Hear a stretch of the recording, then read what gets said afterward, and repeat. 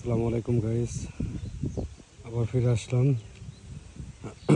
আর একদিনের মধ্যে ইনশাল্লাহ আমাদের জমি নির্মাণের কাজ সম্পূর্ণ হয়ে যাবে। এখন পুরোটুকু হয়ে গেছে, এখন এতটুকু করার পরে এই এতটুকু জমি আছে অবশিষ্ট।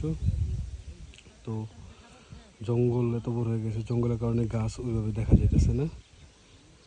তো এইভাবে পরিষ্কার করে নিলে গাছের এইখান দিয়ে মাঝখানে আমরা বেগুনের চারা লাগাবো ইনশাল্লাহ। এই 6 পাখি আর এখানে আছে 3 পাখির মতো এই বাকি আছে।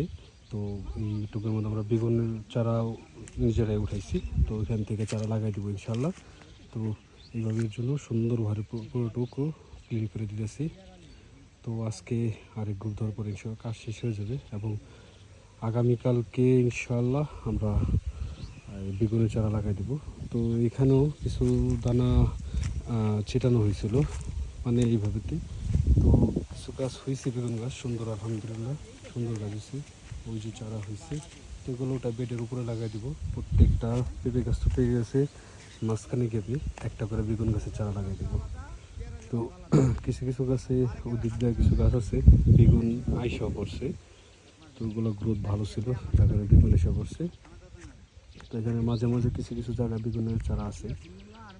তো আজকে এই কামটা শেষ হলে কালকে আমরা বেগুনের চারা লাগানো শুরু করবো। তো আপনাদের এই যে দেখে যে বেগুন গাছে যে কত সুন্দর ফুল আসছে, বেগুন গাছ।